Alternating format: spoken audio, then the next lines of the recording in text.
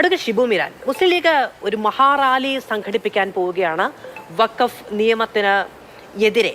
കേരളത്തിൽ ഇപ്പോൾ അതിനു മുൻപൊരു റാലി നടന്നു, അതുണ്ടാക്കിയ വിവാദങ്ങൾ ചെറുതല്ല, അതിനെ ലീഗ് തള്ളിപ്പറയുകയും ചെയ്തു. പക്ഷേ പ്രകടമായ പ്രതിഷേധവുമായി മുന്നോട്ട് വരാൻ തുടങ്ങുകയാണ് മുസ്ലിം ലീഗ്. അതിനിടയിലാണ് ഇന്നത്തെ ഈ ഡെവലപ്മെന്റ് എല്ലാം ഉണ്ടാകുന്നത്. കേന്ദ്രമന്ത്രിമാർ അവിടേക്ക് വരുന്നു, അവിടെയുള്ള ആളുകളുമായി സംസാരിക്കുന്നു, ഇതൊക്കെ അവിടെ നടക്കുകയും ചെയ്യുന്നത്.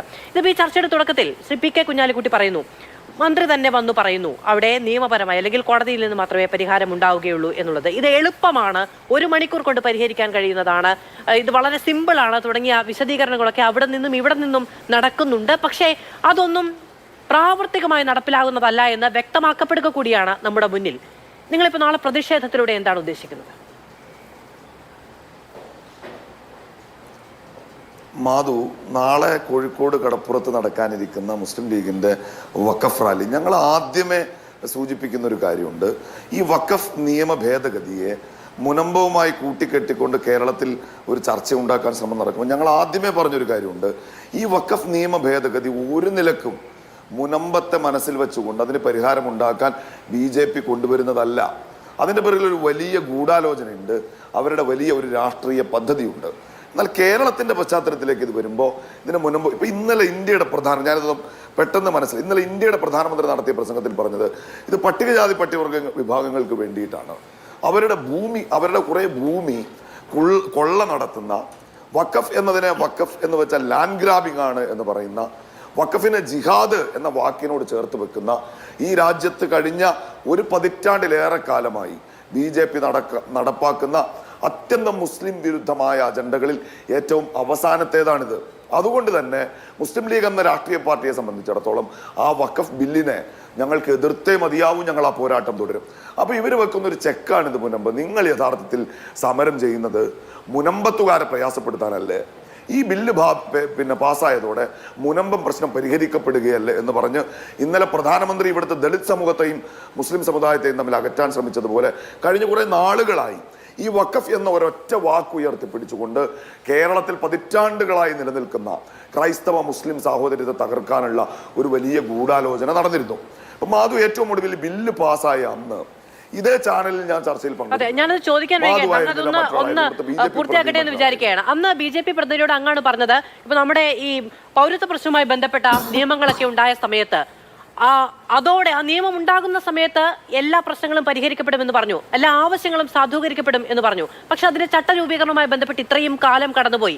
അത് തന്നെയാണ് മുനമ്പത്തും കാത്തിരിക്കുന്നത് എന്ന് അന്ന് ജിജി ജോസഫാണ് BJPയുടെ പ്രതിനിധിയായി പങ്കെടുത്തത് എന്ന് തോന്നുന്നു. അപ്പോൾ അദ്ദേഹം ഒരു ചിരിയോടുകൂടി പറഞ്ഞത് അത് CPM-ഉം കോൺഗ്രസും മറ്റുള്ളവരും, അപ്പൊ അങ്ങ് ആ കാര്യം ഉന്നയിച്ചുകൊണ്ട് അങ്ങയുടെ പാർട്ടിയെ കൂടി ഉദ്ദേശിച്ചിട്ടുണ്ടാകണം, നിങ്ങൾക്ക് അവിടുത്തെ പ്രശ്നം തീർന്നില്ല എന്ന് പറയുന്ന താല്പര്യമാണ് അവിടെ പ്രതിഫലിക്കുന്നത് എന്നുള്ളതായിരുന്നു.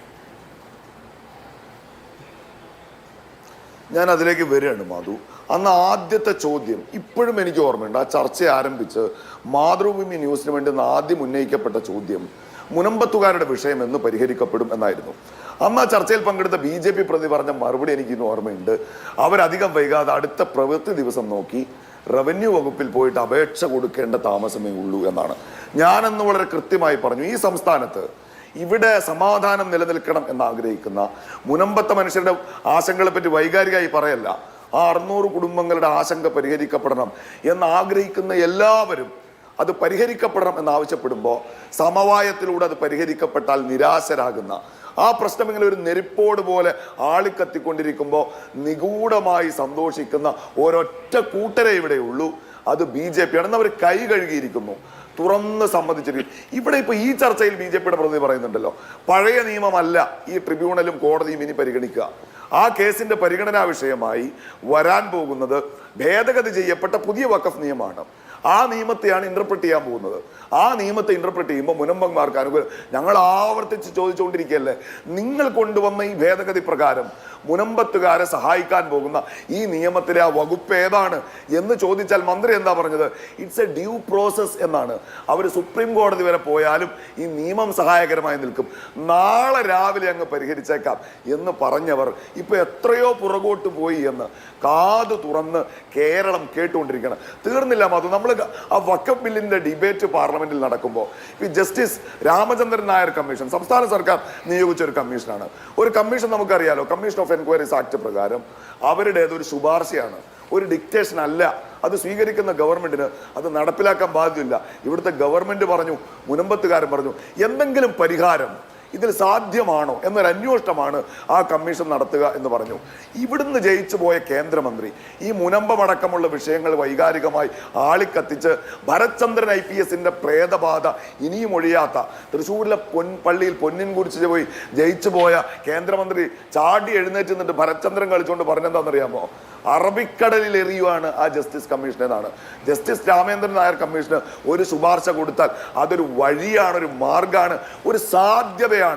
ഒരു സാധ്യത പോലും അവിടെ അവശേഷിപ്പിക്കാത്ത വണ്ണം ഈ നിയമം പാസ്സാക്കുന്നതിലൂടെ മുനമ്പത്തെ ജനത, ഞാനെന്ന് വളരെ കൃത്യമായി പറഞ്ഞിരുന്നു, തലമുറകൾ കേസ് നടത്തിയാൽ തീരാത്ത സങ്കീർണതകളിലേക്ക് ആ ജനതയെ വലിച്ചെറിഞ്ഞു കൊടുത്തിട്ട് ഒരു മടിയും ഒരു ഉളുപ്പുമില്ലാതെ കൈ കഴുകാൻ BJP തയ്യാറാകുമെന്ന് ഞാൻ പറയുമ്പോൾ ഇത്ര പെട്ടെന്ന് അത് പുലർന്നു കാണും എന്ന് ഞാനും വിചാരിച്ചിരുന്നില്ല.